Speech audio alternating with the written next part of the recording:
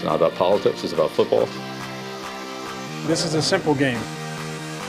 We're going to run the ball, and we're going to pass the ball. We're just going to play football, really. How good of a football player are you? I just get in and try to spin it. That's all. I just love the game. It really is the best time of the year.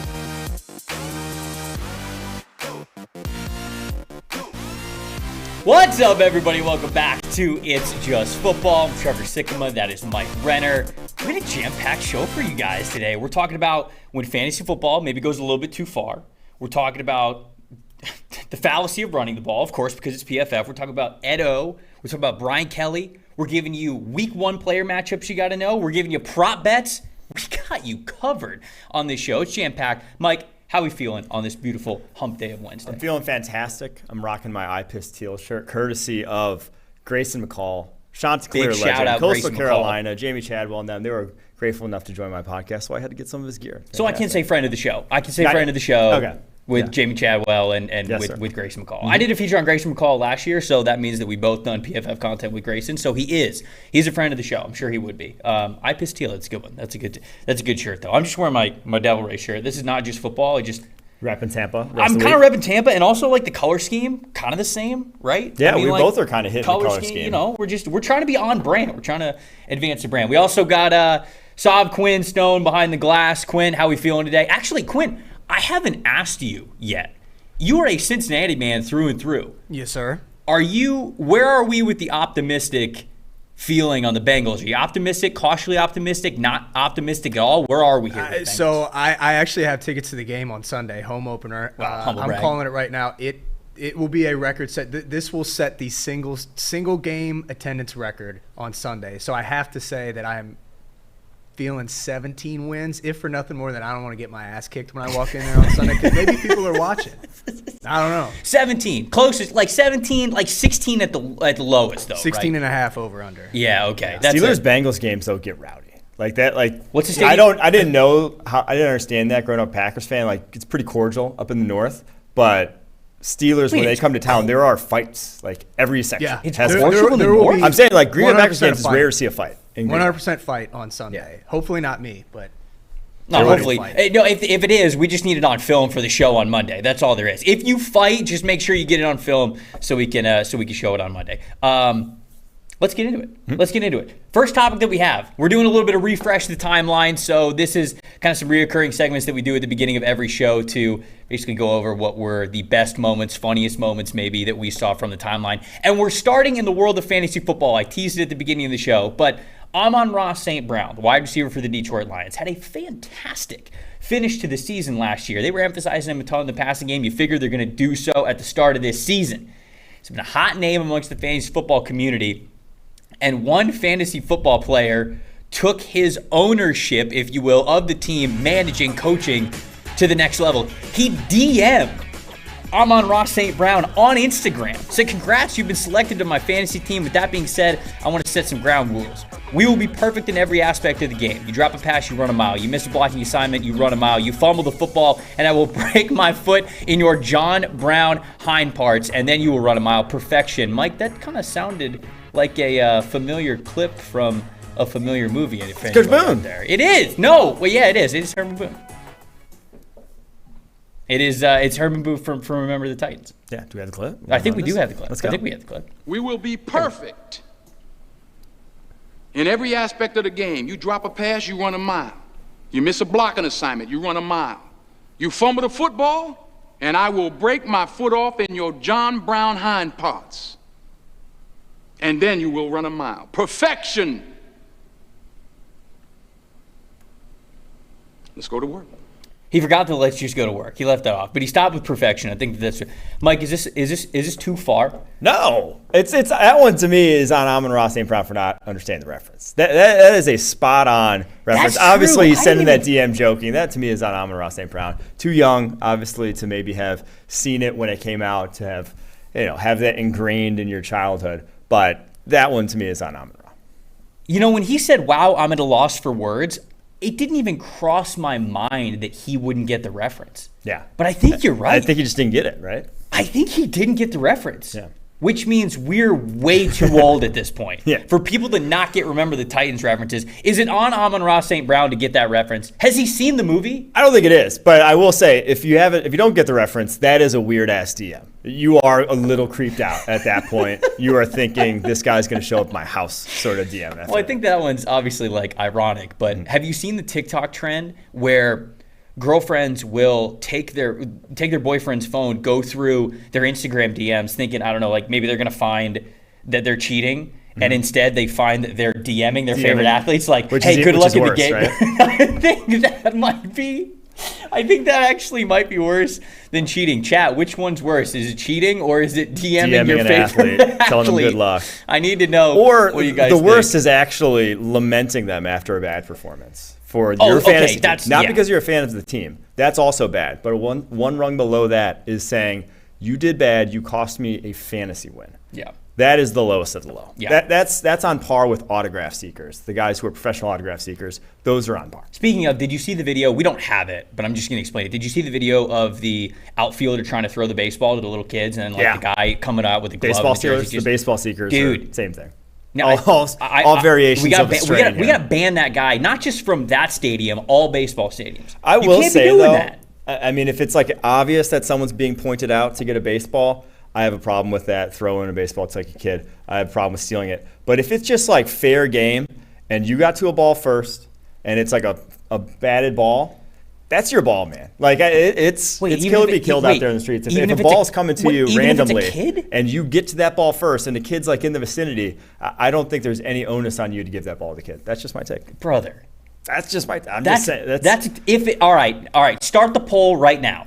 Whoever's running the poll behind the glass, start the poll right now. Is it ever okay to steal a ball? Not stealing. I'm saying not letting the kid have it. Okay. All right. It's not is it ever okay? But you just didn't let him have it. To not let a kid have it. Quinn, do we have an opinion there? I feel like I need to be vindicated here. I feel like Mike's a monster. I'm not stealing balls from little kids, but I will bring in this whole thing back together. I did look it up. Remember the Titans released in 2000? Amon-Ra St. Brown was born in 1999. So it's very possible. No excuse. No one. I'm kind of with you guys. No excuse at all. He was alive when the movie came out. Yeah. Even if you weren't alive when the movie came out, if you're in the game of football, go see the movie Remember the Titans. You have to do it. All right, let's move on. Brian Kelly, your boy. Your boy, Brian Kelly. Big BK making guy. headlines in the wrong way. We talked about this on the Monday show. The blundering, I guess I will say, of the win that should have been, the overtime that should have been. LSU ends up losing that game in a heartbreaking fashion by having their extra point blocked to Florida State. There was a clip that was going around social media yesterday about Brian Kelly having his weekly early press conference, and he was giving some attitude to some reporters for them being late, and then one of the reporters actually clapped back at him a little bit here. I think that we have the clip. Roll the clip if we got it. We'll open it up to this late arriving media crowd that must have enjoyed the weekend. That's usually $10 that we put in the kitty. We'll have a big bash at the end of the year at my place. I don't think it has anything to do with winning. I think it has to do with being on time. He didn't know what to say. I wouldn't either. Okay, so two things here. Yeah. One, I've obviously seen a lot of BK press conferences from his time at Notre Dame. He was joking. Like, that is how Brian Kelly jokes. He initially was making a joke of it. He was not serious and, like, lamenting these guys for being late. He just has this oddly dry sense of humor, like when he said, he was going to kill his team after the FSU game last year. He just has this, like, execution, odd way of executing jokes. He does not have great comedic timing, but that was a joke. Then he was pissed, though. After what she clapped back at him, saying maybe if you'd win, then he definitely got mad. But it was initially a joke, and I'm on Brian Kelly's side here. You're 10 minutes late. Like, I don't think you can be clapping back. Look, I don't think you can be. It's absolutely disrespectful to be late. Okay, so like that, I want to get that out of the way right there. But I don't think Brian Kelly has earned the right to have that kind of humor with the media, especially after that's how you come out of the gate with this LSU team. I don't know. Oh, I mean, he's not doing himself any favors. Don't get me wrong. This isn't ingratiating him in any way, shape, or form. But he never was the guy to ingratiate himself. Like all as far as viral clips. There he goes. Since the BK sort of era has started at LSU, that's very tame by Brian Kelly viral clip standards. Well, I mean the execution line. I know that was obviously an old quote that he was quoting there, but like to do that at the end of the game, I think that was also bold of him. So we know he's like that. I never felt like Brian Kelly was a fit in the SEC. Even before the fake accent, the family accent, I always felt like his style was going to get eaten alive in the SEC, and I feel like we are already seeing it here. I do not think that Brian Kelly is long for the SEC and being LSU's coach. That's just me. Not trying to overreact. I would have thought this before this Sunday, I promise. But already happening. Don't love it. It was never going to start well though. You came into a mess. You have to clean it up, and no one cleans it up overnight. It was never going to year one. It was never going to look like the 2019 team. He was going to have a struggle year one. It's about how does he recruit, how does he get buy-in. Hopefully, we'll find that out as the season goes on. Look, if Coach O couldn't make it at LSU, and that personality, how fun he was and how everybody loved him, and he got fired after a year and a half of signing a 6-year deal, I feel like nobody's gonna. I feel like Brian Kelly especially is not gonna. They do. They have very high standards. But actually, speaking of Coach O was in the news as well. There was a clip from Coach O that was going around the other day talking about his exit from LSU, and a couple of funny lines that came with it, explaining his exit conversation that he had with the presidents and the ADs at LSU.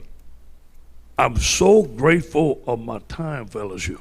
Some coaches got 50 years, some coaches got 12. Mine was 6. Good. We had a meeting. Say, Coach, things are not going well. No shit, Ray Charles can see that, brother. So what's next? Well, I gotta tell you this though. Legend. Say, Coach, you got $17.1 million on your contract. We're gonna give it to you. I said, what time you want me to leave and what door you want me out of, brother? Look, even when getting fired, this dude's an ultimate character of college football. I have no idea if Ed O is going to coach again, but I just do know that he was an absolute gift.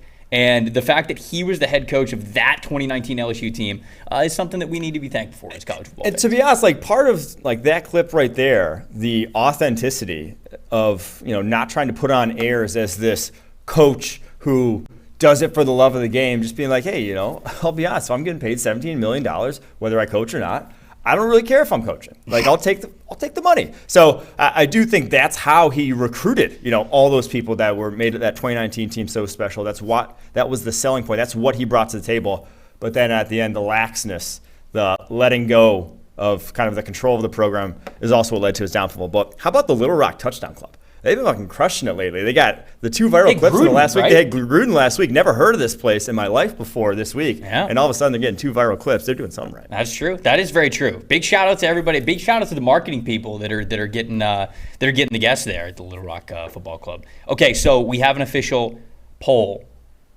63% say you give the ball to the kid if they're in the area. 36% say finders keepers. Hey, 36% of the viewers here. How does it feel, Mike? How does it feel? It feels like I'm amongst friends. I got 36% of you. 55 votes. Not going to do that math off the top of my head, but it's somewhere in the neighborhood among a third of those, 15 people, something like that. That's hot. That's not my strong suit on the spot, so don't put me on the 20 spot. People. Drew asked, is Trevor growing his hair out for some reason? Yeah, because it's cool. That's the reason, Drew. Been there. Get on board. It is cool. Oh, yeah. Do you miss the long hair? It's just a lot of work. Do you miss the long hair at all? No, it was just too much ever. work. Whoa, hold on. Ever?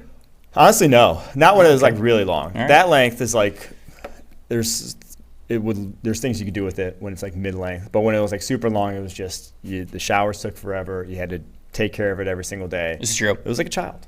I feel like I have a child that checks in my head. Actually, I don't at all. That's a weird analogy. Last little refresh of timeline here. It wouldn't be a PFF show without us bashing people saying that running the ball is important in football. NFL 345 is a Twitter account that tweeted something out yesterday, and I thought this was absolutely ridiculous. I want to show it on the screen here so you guys can read it. Have we not done this enough, Mike? Okay? This is a verified NFL official account here. They're saying success running the ball. 2021 NFL teams with a 100-yard rusher posted a 73, 28, and 2 record. And saying that running the ball is good is one thing. Saying and putting this last sentence in here, that rated higher than clubs with 100-yard receiver and a 300-yard passer. This is where we argue with it. I don't think anybody at PFF has ever said never run the ball. That's not what we're trying to do. But PFF and so many other analytics companies out there that kind of come up with different strategies and best ways to be efficient on offense and best ways to play the game of football, they cite that no, there's so much more return on investment when you invest in the pass first and foremost. And that stat is such a correlation and causation fallacy of it's not like that's how you got the lead, right? That's causation versus correlation is the perfect way to describe it, because there's one stat, actually, I'll take it a step further. The stat that's correlated to wins the most, kneel downs. Teams with 3+ kneel downs win 100% of the time. 100% of the time. So in the fourth quarter, when you get the ball, kneel down 3 times, because you will win 100% of the time. If you are thinking that matters, if you are thinking that is a causation, the running of the football is a causation. No, it's correlation. It's when you're ahead, you run more. We've done this enough. It is just a silly thing to say at this point in time. The point of football games is to score more points. Mm-hmm. Expected points added per play, EPA per play. You guys will hear that stat all the time. It is simply measuring a lot of context that will basically show you how many expected points, pretty literal, that you are going to get on a given play. When passing the football, it is exponentially higher. The ceiling is unbelievably higher. The number 1 EPA per play team when rushing the football last year was the Philadelphia Eagles. And that EPA per play, the number 1, would have ranked 17th against passing the football. Bottom half of the NFL. It's just it is such a silly argument.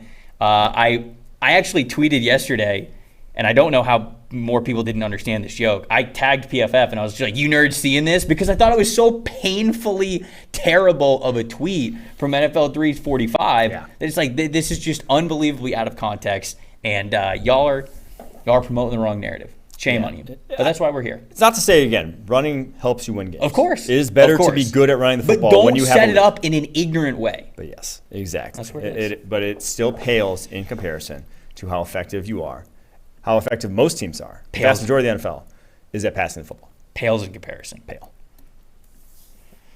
All right. Somebody called us soft in the chat. Now, you know what? That's we deserve that. Let's move on. We didn't strap it up. We didn't strap on the pads. That's true. We're not in the trenches. I've never been. Look, I will honestly say that if anybody ever goes, hey, you get 10 carries in the NFL, how many yards you get? I don't know. When I touch the football, I'm going to fall down. Yeah. You just touch me. I would run. I'd take my chances. Well, of course you would. You still, part of you still thinks you can play football at a high level. No, not at a high level. I played flag football with you before. I know that you have that in you. I mean, I like to stay as close to my previous levels as possible. I don't like to lose it. I never want to lose it, but I never had it. So it's obviously a massive week as pro football is back. It's week 1 of the NFL season. There's been a lot of talking up to this point, but now that we are, I was going to say days away, but it's one day away from the kickoff of the season. We got Thursday Night Football. It's going to be Bills-Rams. Mike, I want to talk to you about some matchups that you are looking for this week. These player-for-player matchups or just storyline matchups that you're really looking forward to for the first week of the NFL season. So my question to you is, where are we going first? Is there a specific player-for-player, like a wide receiver against a corner, an edge rusher against an offensive tackle, just something like that? Where are we going for this week, something that's really catching your eye? I think there's a couple OTs versus defensive end matchups that I'm looking at. Okay. The first one is the Vikings defensive ends. Danielle Hunter, Zadarius Smith. I've called them probably one of the top 5 edge duos in the NFL this season. Now, a lot of that depends on health. But also, you're going up against a top 3 tackle duo on the other side in Green Bay, which also depends on health, which is David Bakhtiari on the left side, Elgton Jenkins on the right side. So I want to see that matchup. I want to see if those guys are healthy. I want to see how they're performing early on in the season, because both of those pairs will have a massive impact on how their respective teams do in the NFC North, in the NFC as a whole. So that's where I'm looking at first. The other defensive end offensive tackle matchup I'm looking at, and I'm kind of jumping the gun here because we're going to kind of touch on rookies in a little bit, but Aiden Hutchinson, number 2 overall pick, number 1 player in PFF's draft board, going up against the best tackle duo. I just said, the Packers had a top 3. The top 1 is Lane Johnson and Jordan Mailata of the Philadelphia Eagles. So I'm excited to see how he fares. Obviously, thrown to the Wolves week 1, the hardest tackle duo you can face. If he produces at all, that's an impressive feat in its own right, because not a lot of guys produce against them. So that's where I'm going to be watching if I'm going in terms of matchup battles here in week 1. Did you watch all of Hard Knocks? I only watched the first couple of episodes. I missed last night's, Okay. but I've seen all the ones prior to that. Okay. I mean, it seemed like they were obviously hyping Aiden up a lot. Like, Aiden was as advertised, from that draft pick. They said he was as advertised. I'm pretty sure. Those are the exact words. Maybe that's where I'm getting it from. one of those things where I just thought of the idea, and it was actually somebody who said it before that I wasn't paying attention, and now I'm saying it, pawning it off as my own, which I'm cool with. I'm gonna do that. So, okay, the first matchup that I'm looking forward to, I'm gonna start off right at the beginning of the week. I'm gonna go Jalen Ramsey versus Stephon Diggs, right? The Los Angeles Rams corner, one of the best, if not the best in the game, versus Stephon Diggs, who is one of the best wide receivers in the game, no doubt about it. I actually went through our PFF data, and they've matched up twice in their careers, okay?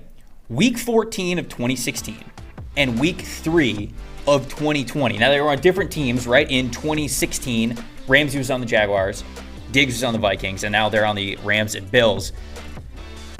Really didn't have that great of grades against each other. Now, I think the stat that sticks out to me is of the targets that Diggs got in those 2 games, Ramsey was only covering him for 3 of them.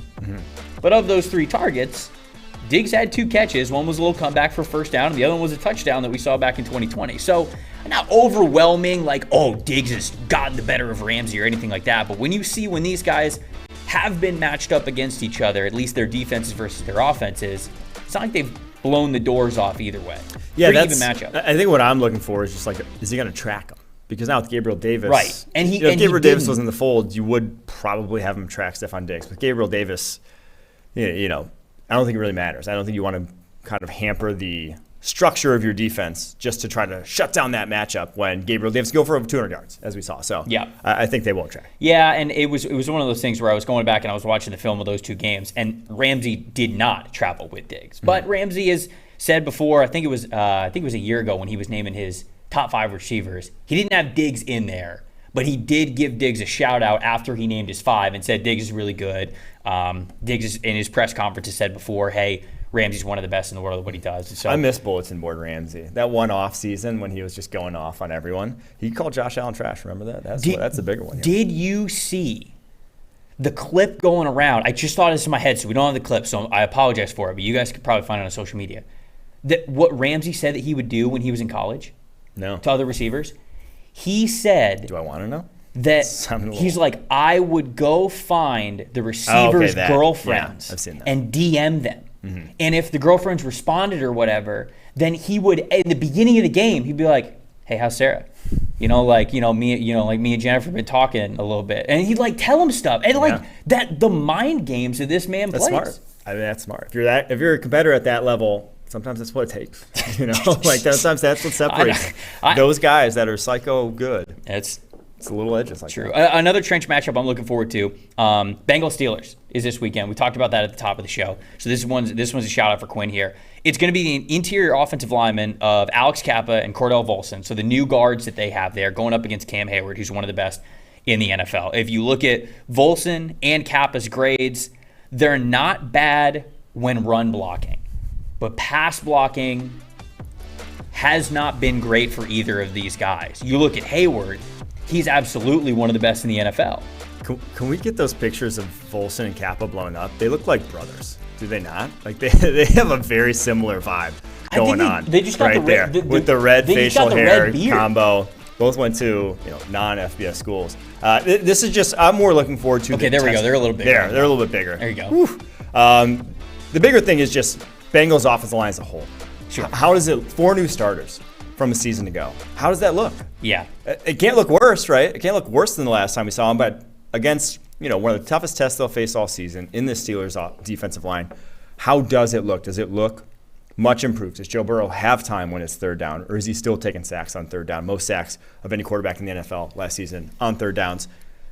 I tend to think they'll be able to hold their own to a degree. You got another one? You got another matchup? I got one more. Okay. And this one's not really a matchup, but man, Baker homecoming, Russell Wilson homecoming to a degree. You wore the Baker going against the Browns. You got to pick Baker. Russell going against the Seahawks. I'm a sucker for that as a Packers fan. I remember vividly those Vikings games when Brett Favre came back. So I do. What were the when emotions? You are that attached to your quarterback. Oh, I mean, you pissed? You wanted when they showed up. So that's probably how You cheered for him, you loved him as a player, but in that game, you wanted the worst performance of their careers. And I don't see that happening for either of these guys this weekend. I think both take W's. There's a user in the chat whose name is Bonkers. And they said that Myles Garrett versus Ike Ekwonu would be bonkers. So I don't know if this is just a brand. Bonkers, if you're going to be in the show, which we would love you to be every single day, you need to give us is bonkers. Like we need the is bonkers statement every single day. I don't use bonkers enough. It's a good word. It is a good word. Yeah. You know, it's just when no other word can suffice for how crazy, how illogical, and yet how fun it's going to be. Yeah. Bonkers is like a childlike exuberance to it that a lot of that wild maybe doesn't, or crazy doesn't. Bonkers hits. Speaking of words, yes, the correct term that you were looking for Volson and Kappa, glass eater. That's what Frank Pollock, their offensive line coach, calls it. He wants a bunch of glass eaters. Anytime somebody says glass eater as a description, the next words out of their mouth are often spit and vinegar. That's another one. And eats a bowl of nails for breakfast. Yeah, the other nails. One. Shout out to SpongeBob without any milk. I don't know much or anything, truthfully, about Kappa or Volson, but they both look like they hunt. I would go out on a limb and say they probably both hunt. They're probably both hunters. Well, Volson's a North Dakota guy. He did maybe we'll throw it up next episode, but his first interview with the Bengals that he did this year, he had a big old bomb in. He did that's his glass eater. That's his line. North Dakota as they come. It is.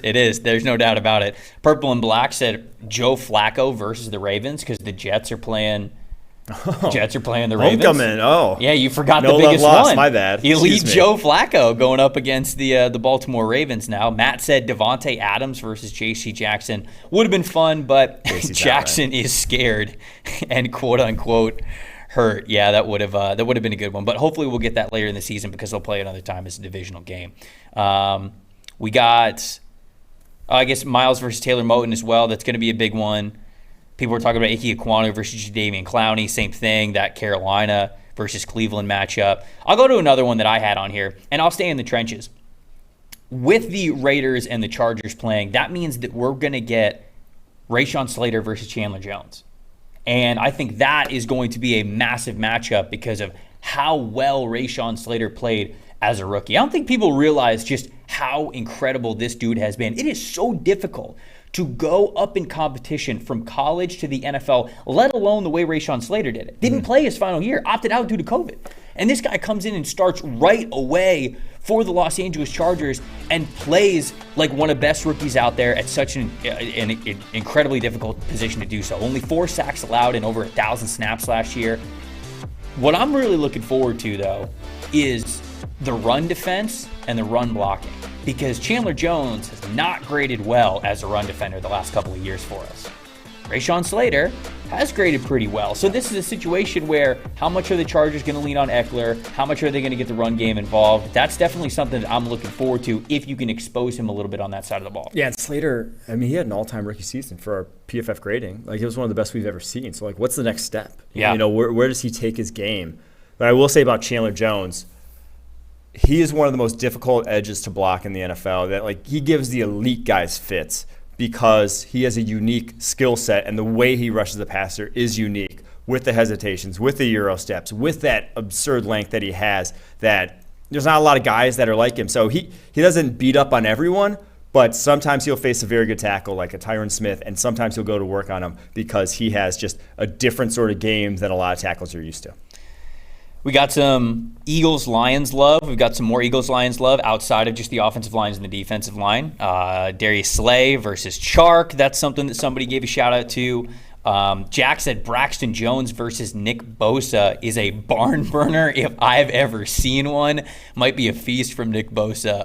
TD Dynasty said Jalen Mills versus Tyreek Hill and Jalen Waddle. I don't think that one's going to go too well. That's a good match. Yeah, that one's. I want to see that one, actually. I also I don't think Bill is naive enough to think that he could just stick one player on Tyreek Hill or Jalen Waddle. Yeah, so I don't think we're going to get that one. I do more think Bill Belichick's game plan versus those two is a far more interesting matchup than any individual because, the best defensive mind in NFL history, what does he throw out when you're that overmatched? You have no ability to cover those guys. You have no one on that defense that can cover those guys one-on-one. There's so few in the NFL that exist, but like you're not even close. So what do you do? What do you do on a 3rd and long? Right. You're a 3rd and 8. Do you play man? I don't know. I'm very curious to see what Bill Belichick does to try to scheme around talent deficiencies on the back end. Yeah, I was talking about this yesterday. It's interesting that we get the Patriots versus the Dolphins in week 1 because Belichick has been the kind of coach that has given the league blueprints of how to play defense before, right? Mm-hmm. Remember the Super Bowl, right? Yeah. McVay was absolutely unstoppable up until they got the Super Bowl. Then they scored 3 points because Bill kind of put out the blueprint of this is what you do against a McVay offense. And I wonder if the Dolphins were not playing the Patriots, and maybe they'll best the Patriots anyways, but if they struggle against them, is Bill giving teams out there an early blueprint of what to do against Tyreek Hill and Jalen Waddle, right? What to do against that kind of speed. Yeah. And maybe if they wouldn't have played the Patriots early on, maybe they would have run rampant the first couple of weeks before they got that division game in. So I think that's going to be big for me too, because this might tell the tale of how successful the Dolphins might be this season. Last matchup I got here, Jair Alexander going up against Justin Jefferson. We got Minnesota versus Green Bay this week. And earlier this offseason, Brian Gutekunst, their GM, said with Jair Alexander, obviously, he's going to go to where some of the receivers are going, and he's going to flow with those guys in different packages. He can do everything. That sounds like, to me, they're going to be willing to let him shadow Justin Jefferson a little bit here. But, when we look at grades, obviously these two have been fantastic. Jefferson's played about 30.8% of his snaps from the slot over the last 2 years. For as much as people might think that Jair Alexander has a lot of versatility in the slot, he doesn't. Over 2,500 snaps at outside corner and only 315 in his career in the slot. I'm not saying he can't do it, but to shadow a guy like Justin Jefferson would probably mean them playing in the slot a little bit more than he has in the past. Do you think that they will be able to do that, Mike? I do. I think he's, of all the guys in that Green Bay secondary, he's the one most suited just from a movement skills, from a play style standpoint. Like, I'm not throwing Eric Stokes in the slot. I don't want to see him there. I do think Russell Douglas can handle that role as well, which is probably why he said they'll have some flexibility, because those guys can be interchangeable. But, yeah, of all those three, Jair makes the most sense. So we could see a Jalen Ramsey-esque transformation in his role, obviously taking the Rams defensive coordinator from a couple years ago, Joe Wood. So the infamous Walt in the chat said that Jair Alexander is the best corner in football. Hey, high praise. I'm not disagreeing too hard over here. Walt knows his stuff. Walt's always in the chat firing off his takes, and so we're moving on. But Alex said Matt Rule versus the hot seat. It's going to be a battle. Hot seat wins. Oh, okay. We've got early bets on the hot seat. Let's talk about some rookies. Before we get to our bets, let's talk about a couple of rookies. Again, it's kind of the same thing like yesterday's show. We didn't want to give you the stereotypical MVP, Offensive Player of the Year, Defensive Player of the Year, because y'all have heard that for the last couple of weeks. So instead, we gave you passing leaders, rushing leaders, gave some shout-outs to some other guys. I want to talk about rookies you are most looking forward to this season. Not even necessarily guys that you think are going to win Offensive or Defensive Rookie of the Year, but guys who you are most excited about. You go first. We'll go one offense, one defense. Okay. Well, I picked two on offense right off the gate, so I already break the rules. Okay, so you're already a bad boy on the show. But all right. I'm going the Seahawks offensive tackles. We're going to have the first Week 1 rookie starting tackle duo since, I believe, 2009 with the Jaguars, somewhere around that point. So it's been a while since a team threw out two rookies Week 1. But they kind of look good this preseason, right? Like, Charles Cross had a 72.2 pass blocking grade. Abraham Lucas, 73.8. They played a lot. They were thrown to the wolves by just being expected to be starters right out the gate. And they were both knocked for coming from air raid offenses. So are we going to see that show up more in the regular season? The fact that maybe they weren't playing in NFL sort of run blocking and pass blocking schemes. But I was high on both these guys coming out. Charles Cross was OT1, number 3 overall player on the PFF board. Abraham Lucas was a top 50 player, falls all the way to the 3rd. So excited to see what they do. Obviously, probably not the sexiest of people to pick, but I work at PFF. If I cared about being sexy, I wouldn't. Wow, wait. What? If I cared about making sexy picks, I wouldn't. That threw me for a loop. Did that throw you guys for a loop? In this couple words. I don't know what the fuck you just said. It's fine. just keep rocking. Look, it sounded good. You sounded confident coming out. In all honesty, I should have just ran with it. My brain should have been like, hey, that didn't make Made sense, sense. but buddy, let's keep it rolling because Mike said it with confidence. Maybe that's what it's all about. Offensive linemen can be sexy picks. They are right here. I'm caping for that. The two guys that I want to talk about, two skill position players. I actually follow the rules. I went one offense, one defense. The first one is Drake London. And I know that a lot of people have heard about Drake London because this is a popular offensive player of the year pick, but it seems like he's going to be healed from his injury, be able to get out there for week 1, if not immediately for week 2. And I'm really looking forward to what this season's going to be for him because 1, he's going to have a lot of opportunities, right? We're not going to have to wait a long time. 2, does his game translate? Because that was the whole conversation during draft season. Is Drake London's game going to translate to the NFL? Because there wasn't a ton of separation with it. He wasn't a big yards after the catch guy, but he was a monster at contested catch situations. He only played 8 games because of that ankle injury. And he still led college football with 19 contested catches. He got that in 8 games. You got some teams playing 12, 13, 14 games. And this guy led all of college football with those stats. Had 88 catches, over 1,000 yards. Again, just 8 games, which shows the volume that he had. I can't wait to see it in the NFL. Going up against NFL competition, is he going to be able to keep that similar kind of effectiveness there? And then the other guy, I'll switch to the other side of the ball. I'll give a shout out to the home team here, the Cincinnati Bengals. Daxton Hill, guy I really liked in the draft, a super versatile player. Guy who played safety, guy who played inside corner, outside corner. You see the snaps there, how they were using him in a variety of different ways in the preseason. Pretty good overall defensive grades and coverage grades for him. What'd you think of Dax Hill? I was very impressed with what he did this preseason because obviously, 46 snaps at safety, that was more than he played all last year.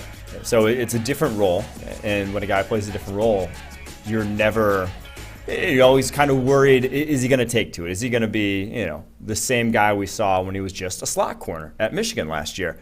And I think he did, and I think you saw maybe even in another gear because he has such good range on the back end. So I'm excited to see just where he fits in also because he's listed as a backup safety right now, which depending on how you run your nickel dime packages or whatever, could be a guy who plays a lot, could be a guy who doesn't see the field at all. So excited to see just how he fits in. And to go back to London, I think people are sleeping on him to a degree, man. Like he's 6th in Rookie of the Year odds right now. He's wide receiver 1 penciled in right now for the Atlanta Falcons. And he only just turned 21 in July. He was the youngest of all the wide receivers in this draft. I do think the arrow is pointing upwards with what we saw from him his junior year. So, yeah, I am definitely excited to see him. I got one more, though. I did a defensive one, too. Oh, okay. I didn't just pick 2 offensive tackles. Okay. Sauce Gardner. Oh, sure. Yeah. Because, he goes to Cincinnati as a freshman, 155 pounds, was not supposed to look good, was lights out when he saw the football field. He goes to the Jets, and obviously, heralded highly. Like, people were very high on him. I think top, number 4 overall pick in the draft, top 5, number 4 overall player in PFF's draft board. Like, he was highly touted. But I don't think what we saw from him in the preseason was necessarily, like, people thought maybe some struggles. He didn't even get targeted in the preseason.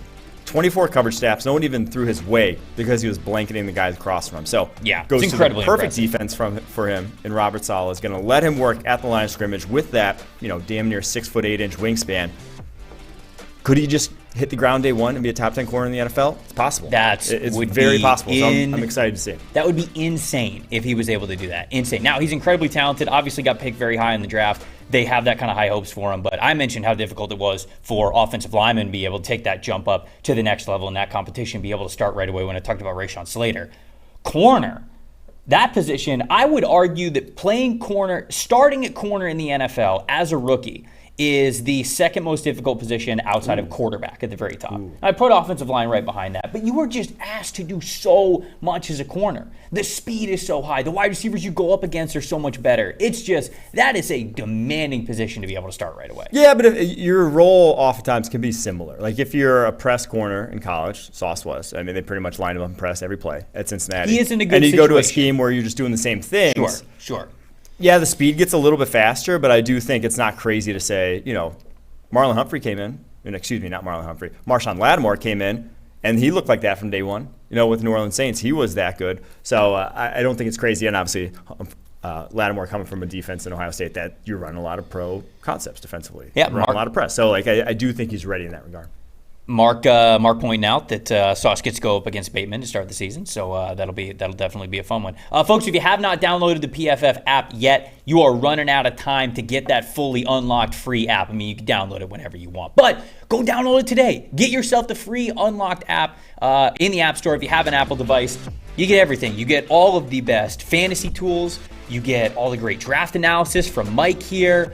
You get incredible betting tools that'll help you bet smarter, get you some extra money, which we're going to get to in a second. But look, it's just a fantastic way to get the best of PFF. So head on over to the App Store, download the app. Let us know who you think is going to win the Super Bowl and your prediction there. Leave a 5-star review, and we'll read that bad boy on the show. We'll give you a shout-out. So you get a great app, and you get a shout-out on the show. What more could you want there? You know, I talked about the betting angle of it, and our very own Eric Eager has a fantastic article on the app right now, how preseason injuries affect week 1 betting lines. You guys can go see that if you go download the app, and you can read it right there on your phone.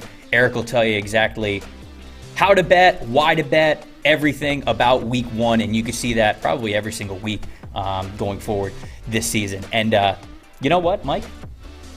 As fate would have it, we have Eric Eager with us here on the show. We do, the doctor. We do. We have Dr. Eager on the show here with us. What a surprise. What a Eric, nice this is our first. I said that Brad was our first guest on the show because he was earlier this week, but you are our first doctor, I believe, on the show.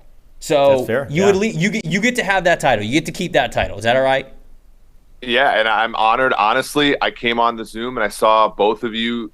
The shirt game today is 10 out of 10, no notes. Tampa Bay Devil Rays, piss teal.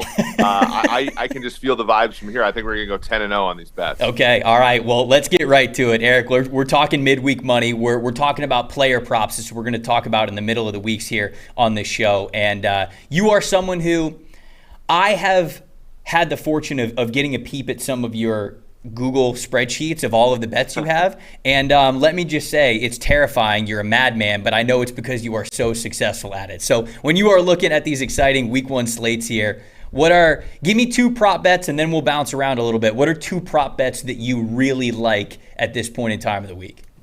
Yeah, let's go. I think Thursday you have an immediate chance to bet some wide receiver overs. I think a lot of people are going to gravitate towards Cooper Kupp, but I actually like Stephon Diggs at over 5.5 receptions. You're paying a little bit of juice there at minus 136. But he's facing a Rams secondary that is pretty good, but struggled at times against number 1 wide receivers last year. And they'll funnel passes his way as well. So that's one if you want a Thursday sweat. I like that one a lot. And there's the compulsory, Patrick Mahomes over 2.5 touchdown passes. Anytime you can get that basically over even money, I think you have to take it. The betting markets yesterday, there was a very sharp group that bet the Chiefs from like -4 to -6 in one bet. So that there's some really smart people who like Kansas City in that one. And the Arizona secondary, I don't know, man. Mike, you guys probably should put on some cleats and play for them because I don't recognize. Don't tempt Mike. Don't tempt Mike. I'm ready. We already talked about how Mike is on the edge of thinking that he could play. Please don't tempt him. That is a bad secondary, though. And I agree with that bet. Like that, Patrick Mahomes going up against that secondary and truthfully, that defensive front, like right now. They're not going to get after the passer. You got J.J. Watt and then guys on that defensive line, he's going to have all day. So I agree with you on that one. Mike, what's your favorite prop bet? All right, Eric, tell me if I'm crazy. Yeah, Eric, you got to tell us if we're crazy here. Trevor Lawrence, great first name, under 0.5 interceptions. You're getting money for this. You're getting plus 127. I think we see a different dude. Obviously, we are going to see a different dude. He's in year 2, but even this preseason, not a single turnover will he play. 24 dropbacks. He's going up against a defense in the Commanders that, it's a tough front, but they do not have ball hawks on the back end. This is not a takeaway kind of defense. It is a disrupt you with that front 4, front 7, getting after the passer. But I think Trevor Lawrence at the point where he's not going to make those bad decisions under pressure to where I like under 0.5 interceptions.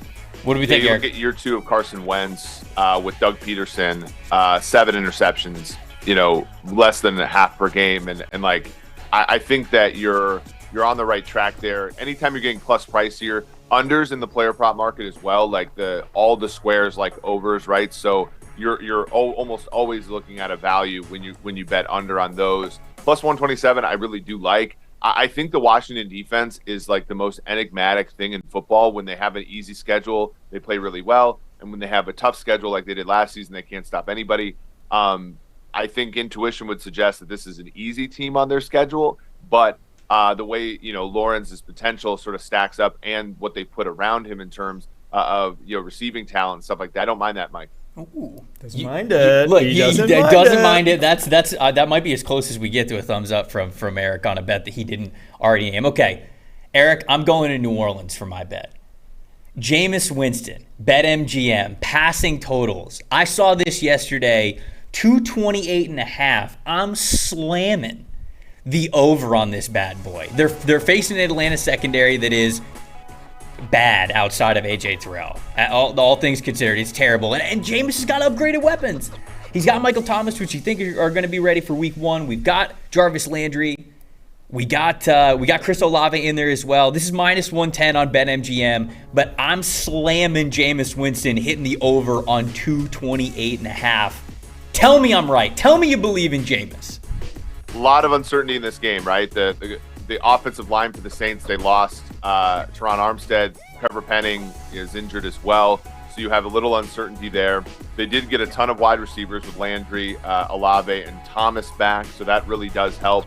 They're 5.5-point road favorites, though. And I think that the case for the over here is that home dogs, home divisional dogs, like the Falcons, are going to play better than market expectations in week 1. If this game's close, I like the over. If this game is kind of a runaway laugher, the Falcons are so soft up front. They're so, we used the term last year, gooey, that you could see. I would imagine that if the Saints ran away with this, like a lot of people are projecting them to, the yards are going to go to the Camaras of the world rather than the Jameses of the world. That's the only leak. But, Jameis, I think, is in for a good season. Without Sean Payton there, it'll be interesting to see how they adapt. But, yeah, I mean, I like Jameis in general. Not bad to go over there. Are you worried at all about not having Sean Payton for a lot of the major bets when it comes to win totals and just outlook of the Saints overall? How much are you factoring in Sean Payton not being there, even though the rest of the coaching staff is basically the same of what it was before? Yeah, I'm lower on the Saints than I think most people are for that reason. I think Payton is a very underrated guy, and as Mike knows this, we collect data since 2006. Payton's been the coach every year there except for one, and that was the suspension year when they went 7-9 with Drew Brees. So I'm a little worried there. I think the way to bet the Saints, though, if you don't think that Sean Payton is that big of a deal, is betting Dennis Allen to win Coach of the Year. It's a little bit, it depends upon the book, but you can get it somewhere 30, 35 to 1. If the Saints are good and they win that division, it has all of the characteristics of a Coach of the Year candidate. A kind of a quarterback who's more of a 2-3 win player and not a 4 or 5 win player. It has, the defense, but the defense doesn't have one star. It has a bunch of really good players. So there's going to be no defensive player of the year candidate on that team. And, the offense is probably going to be underrated. So I think if they win, if you like the Saints this year, don't bet them over, don't bet them Super Bowl, don't bet them division, bet Dennis Allen Coach of the Year. Yeah, I like what Peter King yesterday predicted them to be the 1 seed. If they're the 1 seed, Dennis Allen's going to win Coach of the Year. Yeah, I don't for think sure. that one's No doubt about it. No, that's some good insight. That's some really good insight on how to bet. Not just you think this team's going to be good. Well, go where the odds you think are the best. Eric, I will let you out on this. This is according to Ben Fox, the most bet NFL win total at BetMGM this year, right now, is the Detroit Lions over at 6.5. I'm curious, do you think that that's because of Hard Knocks, or do you think it's because of your social media campaign to restore the roar? Which one do you think is more the cause here for this? All I'm wondering right now is, do we get comped at one of the MGM hotels in Vegas? Because all I heard in that statement is I've made MGM a lot of handle here on that bet. No, but you've lost the money. Detroit is because it's a winner. Detroit's an interesting one in that it's funny because Dan Campbell's kind of a funny guy, but there's a lot of stuff that goes into the Detroit Lions over case. They have the second easiest schedule in the NFL. They never play after 1 p.m. They never travel west of Minneapolis, I think, and it's just a good case to be made. And the win total's pretty low. Now, I don't know if I'd bet it if it got to 7, but it's been trending upwards, and I'll take a small amount of credit for that. I've seen the engagement on your tweets about Restore the Roar, and probably a small amount. The next time Eric goes to Vegas, there better be a cabana already reserved for him. They better have that bad boy roped off, and on the little piece of paper it says Eric Eager #Restore the Roar. Eric, thank you so much for making us a little smarter today, making us a little bit extra money. Appreciate it, and enjoy week 1, my friend. Hey, thanks for having me on, guys. Take care. It was a jam-packed show. That was fun. That was good stuff. Walt was pissed in the chat because we were talking about bets and not, I guess, like real football, but like that is real football. It all comes back. We're trying to make you money. We're trying to make you guys money. It's what we want to do. We're talking football because it's just football, but then we're trying to make you money as well. Don't you want that? Don't you want the wings that you have on Sunday night to be free? That's how I always equate the money that I have to some sort of food. Even going back to college, if I was like, oh, I got $15 to spend, it's 15 double stacks at Wendy's, you know? Oof, I hope you didn't eat 15. You got to think of that. Wendy's. I think the most I ever ate at any point in time was probably 4. Probably 4. That's probably That's. Didn't you eat a 5-pound burger one time? Yeah, but it was awful. Like that's not. I don't recommend it. Did you finish it? Yeah, I did. It didn't finish the bun. You absolute king. Bun was a force of nature. Bun was like a loaf of bread. Yeah, I was just like, I'm not going to do it. That's the part that I couldn't get. That's the part that I couldn't get. All right, taking one last look at the chat before we get out of here. Appreciate you guys listening to the show. If you are not a PFF subscriber, you can be one right now for 25% off what the price currently is listed at if you use the promo code football. That's it. You listen to this show, use the word football, easy to remember. It'll get you 25% off of PFF Plus, which is our one-stop shop subscription now. I know you guys were clamoring for that. Hey, Mike's even talked about it. I don't even know how to answer exactly what each thing gets. It's one subscription now. It's the ultimate subscription, and you can get 25% off over at pff.com by using the promo code. I don't think you can technically football. call it the ultimate subscription. People will think they're getting ultimate, which you can't have. Oh, that's true. The really cool elite, the end all be all, edged all be all. I'm trying to like combine the buzzwords from the last packages that we had, but it's PFF Plus. It'll get you everything, but it won't get you PFF Ultimate. Thanks for everybody for watching. Thanks everybody behind the glass who helped us produce, Quinn, Sov, Stone, all you guys. And for Trevor Sikkema and Mike Renner, we will see you guys tomorrow right here at 11 a.m. Thanks for watching It's Just Football.